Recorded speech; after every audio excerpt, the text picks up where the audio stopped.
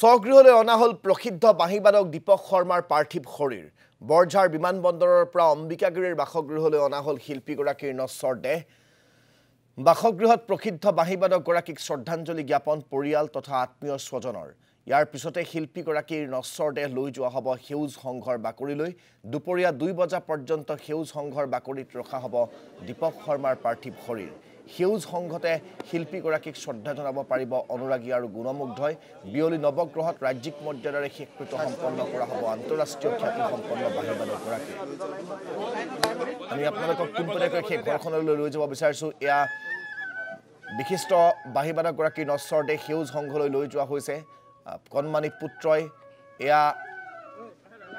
এইদৰে পিতৃৰ সেই নশ্বৰ দেহ আগবঢ়াই লৈ গৈছে পোনে পোনে ৰূপমৰ কাষলৈ গৈছে সেউজ সংঘৰ দিশে লৈ যোৱা হৈছে আমি পোনপটীয়া দৃশ্যাংশ দেখুৱাইছোঁ প্ৰতিদিন টাইমত দৰ্শকসকলক অসমবাসীক শোকাস্তব্ধ কৰি আমাৰ সকলোৰে আদৰৰ প্ৰিয় বাঁহীবাদক প্ৰসিদ্ধ বাঁহীবাদক দীপক শৰ্মা আমাৰ মাজৰ পৰা আঁতৰি গৈছে কালিৰ দিনটোত আৰু আজিৰ দিনটোত তেখেতৰ নশ্বৰ দেহ লৈ অহা হৈছিল গুৱাহাটীলৈ বাসগৃহত আৰু তাৰ পাছৰ পৰিৱেশ আমি দেখুৱাইছোঁ যে বাহিৰেই তেওঁক শেষ বিদায় জনোৱা হৈছে তেওঁৰ শিষ্যসকলে এইখিনি মুহূৰ্তত বাঁহী বজাই বজাই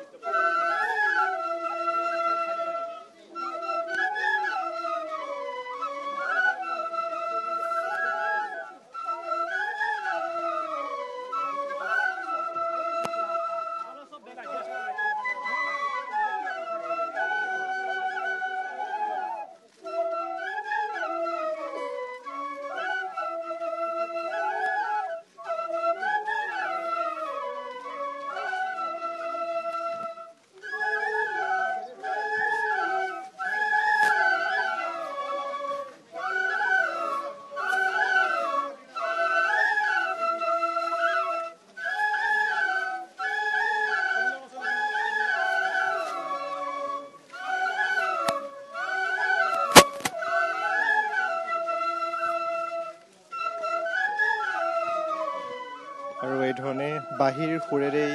সকলোৰে আদৰৰ শিল্পীগৰাকীক শেষ বিদায় জনোৱা হৈছে। প্ৰায় অৰ্ধ শতাধিক বাঁহী বাদক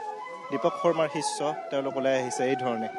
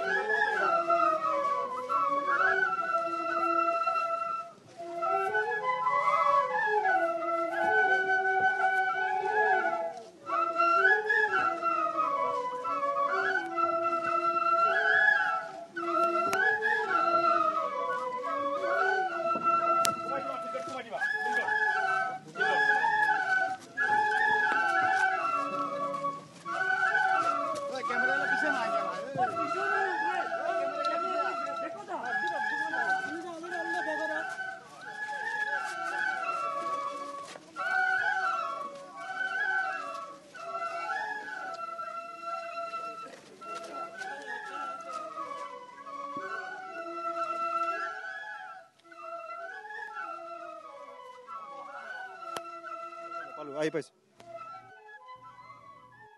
এইখিনি মুহূৰ্তত যি সেউজ সংঘ আছে সেউজ সংঘৰ বাকৰিত আহি উপস্থিত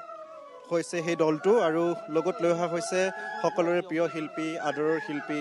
গৰাকীৰ নশ্বৰ দেহ বাহিৰেই যেন শেষ বিদায় জনোৱা হৈছে প্ৰিয় বাঁহীবাদকগৰাকীক বাঁহীৰ সুৰেৰেই জগত জিনিছিল বাঁহীৰ সুৰেৰেই প্ৰসিদ্ধ হৈছিল বিশ্বৰ বুকুত সকলোৰে আদৰৰ শিল্পীগৰাকী আৰু সেইবাবেই এই ধৰণে তেওঁৰ শিষ্যসকলে বাঁহী বাদনেৰে শেষ বিদায় জনাইছে আদৰৰ শিল্পীগৰাকীক আমি দৃশ্যাংশ দেখুৱাইছোঁ এয়া হৈছে অম্বিকাগিৰি নগৰৰ নিগাজী পামৰ সেউজ সংঘৰ দৃশ্য সকলোৰে আদৰৰ শিল্পীগৰাকীক বাঁহীৰে শেষ বিদায় জনোৱা হৈছে আৰু আজিৰ দিনটোত কায়িকভাৱে আমাৰ মাজৰ পৰা আঁতৰি যাব আৰু অন্ত্যেষ্টিক্ৰিয়া সম্পন্ন কৰা হ'ব 2 বজাৰ পাছত নৱগ্ৰহ শ্মশানত আৰু পোনপটীয়া দৃশ্যাংশ আমি দেখুৱাই গৈছোঁ এয়া হৈছে নিগাজী পামৰ সেউজ সংঘৰ দৃশ্য বাহিৰেই শেষ বিদায় জনোৱা হৈছে প্ৰিয় শিল্পীগৰাকীক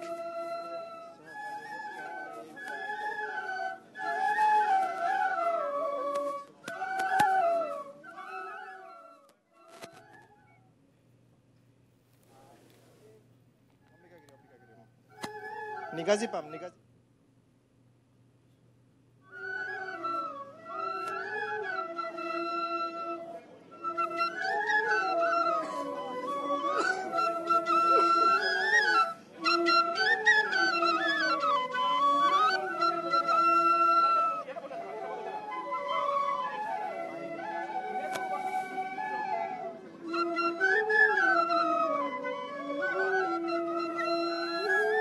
আৰু এই ধৰণে বাঁহীৰ সুৰেৰেই আদৰৰ শিল্পীগৰাকীক প্ৰিয় শিল্পীগৰাকীক প্ৰসিদ্ধ শিল্পীগৰাকীক শেষ শ্ৰদ্ধাঞ্জলি জ্ঞাপন কৰা হৈছে আৰু শেষ শ্ৰদ্ধাঞ্জলি জ্ঞাপন কৰিছে তেওঁৰ অজস্ৰ গুণমুগ্ধই আৰু এতিয়াৰে পৰা 4 ঘণ্টা সময় এইটো স্থানত ৰখা হ'ব আমি যিটো স্থানৰ পৰা দৃশ্যাংশ দেখুৱাই গৈছোঁ এইটো স্থানত ৰখা হ'ব এই স্থানটোত গুণমুগ্ধসকলে শেষ শ্ৰদ্ধাঞ্জলি জ্ঞাপন কৰিব পাৰিব ৰাইজৰ সুবিধাৰ্থে ৰাইজে যাতে প্ৰিয় শিল্পীগৰাকীক শেষ শ্ৰদ্ধাঞ্জলি জ্ঞাপন কৰিব পাৰে তাৰ প্ৰতি লক্ষ্য ৰাখি নিগাজী পামৰ এই সেউজ সংঘৰ বাকৰিত ৰখা হৈছে দৃশ্যাংশ দেখুৱাই গৈছোঁ আমি যে সকলোৰে প্ৰিয় শিল্পীগৰাকী আজি নীৰৱে শুই আছে ধৰিত্ৰীৰ বুকুত নীৰৱে শুই আছে আজি সকলোৰে প্ৰিয় শিল্পীগৰাকী যাৰ বাঁহীৰ সুৰত মহাচন্ন হৈছিল লক্ষ লক্ষ জনতা আৰু সেইগৰাকী শিল্পী এই ধৰণে আজি ধৰিত্ৰীৰ কোলাত শুই গৈছে কিছু সময় ৰখা হ'ব ইয়াত আৰু ইয়াৰ পৰা পোনে পোনে লৈ যোৱা হ'ব নৱগ্ৰহ শ্মশানলৈ লৈ গৈ নৱগ্ৰহ শ্মশানত শেষকৃত্য সম্পন্ন কৰা হ'ব আমি দৃশ্যাংশসমূহ দেখুৱাইছোঁ অজস্ৰ গুণমুগ্ধ আহিছে আৰু অজস্ৰ গুণমুগ্ধই বাহিৰেই শেষ শ্ৰদ্ধাঞ্জলি জ্ঞাপন কৰিছে এইসকল হৈছে প্ৰিয় শিল্পীগৰাকীৰ শিষ্য আৰু এই শিষ্যসকলে ৰূপম আপুনি দৃশ্যাংশ দেখুৱাই থাকক এটা বাণিজ্যিক বিৰতিৰ সময় হৈছে ইতিমধ্যে দীপক শৰ্মাৰ নশ্বৰ দেহ বাসগৃহৰ পৰা উলিয়াই নিগাজী পামলৈ লৈ যোৱা হৈছে এই যি অম্বিকাগিৰিৰ নিগাজী পাম সেই নিগাজী পামত আজি ৰাজহুৱা শ্ৰদ্ধাঞ্জলিৰ আয়োজন কৰা হৈছে তাৰ পিছতে ৰাজ্যিক মৰ্যাদাৰে তেখেতৰ শেষকৃত্য সম্পন্ন হ'ব নৱগ্ৰহ শ্মশানত এই মুহূৰ্তত আমি তাৰে পৰিৱেশ দেখুৱালোঁ